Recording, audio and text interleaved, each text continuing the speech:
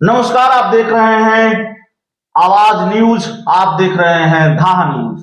और सवाल यह है कि चिराग पासवान की नजर नीतीश कुमार के गढ़ पर है।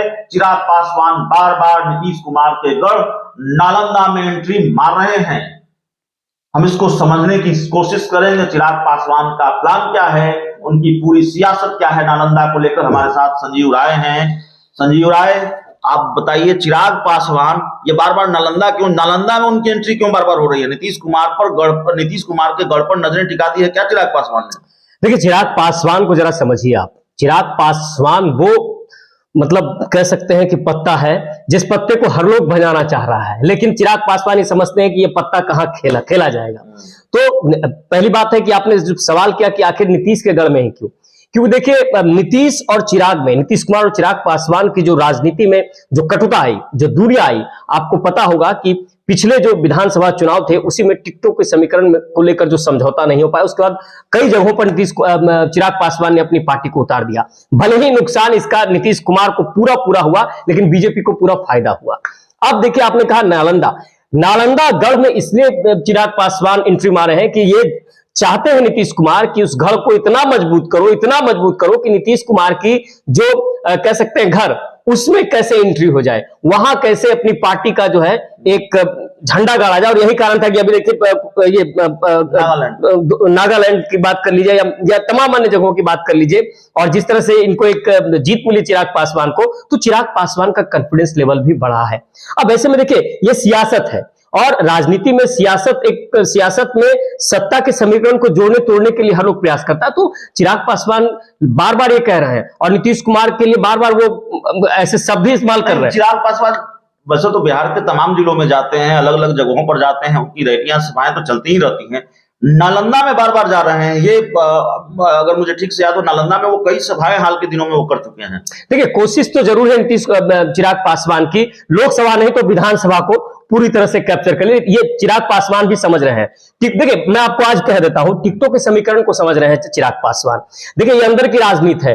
बीजेपी से अगर देखिए कोशिश रहेगी जरूर चिराग पासवान की 3 से 4 टिकटें हम कम से कम ले पाए लोकसभा की। अगर ये संभव नहीं हुआ तो देखिए सत्ता है, और सत्ता में महागठबंधन में भी जा सकते हैं चिराग पासवान, ऐसा नहीं है। तो समय देखिए, सत्ता है और सत्ता से सियासत तक। अगर इनके चाचा की बात करें पशुपति पारस की, तो जाहिर तौर पर वो मजबूती के साथ खड़े, कैबिनेट मिनिस्टर है, उनके साथ तमाम एमपी है, लेकिन सियासत है सर, और सियासत को अभिषेक जी आप भी जानते हैं। लोकसभा चुनाव नजदीक आने दीजिए। तो नीतीश कुमार है, वो कहता है नीतीश कुमार जा रहे हैं, वहां नहीं जाएंगे। मैंने क्या कहा कि अभी सियासत है। 2024 के पहले अभी कुछ देर पहले आपने देखा कि संजय मयूख के यहाँ वो जाते हैं, भले ही वो सियासत से अलग बातें हो रही हो, लेकिन संजय मयूख के यहाँ जाना और इस तरह से प्रसाद ग्रहण करने के बाद ये एक चर्चा का विषय तो बन गया है। तो सियासत में, और ऐसी बात नहीं है कि अगर नीतीश कुमार रहेंगे तो चिराग पासवान वहां नहीं रह सकते हैं। सियासत में, आज की सियासत में सब कुछ संभव है। तो अभी इंतजार करिए, 2024 के पहले सियासत में बहुत कुछ उलटफेर होगा, और जितना चिराग पासवान मजे खिला रहे हैं उतना ही उससे ज्यादा पशुपति पारस भी मजे खिला रही है।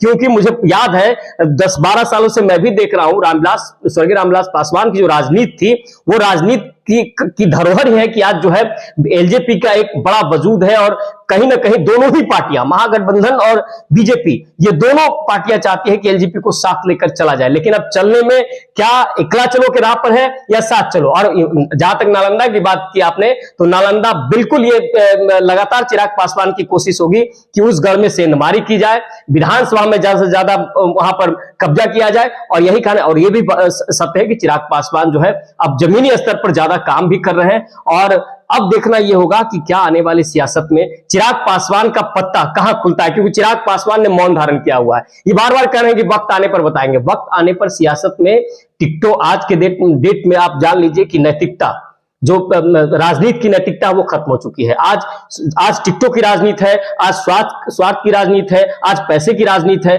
राजनीति 40 साल पहले की राजनीति खत्म हो गई। राजनीति है, आगे देखिए क्या होता है। आगे देखिए क्या होता है। संजीव राय से हम बात कर रहे थे। चिराग पासवान की एंट्री बार बार नालंदा में हो रही है, नीतीश कुमार का गढ़ है, जाहिर है सवाल तो बनता है, चर्चा तो बनती है। बहुत बहुत धन्यवाद।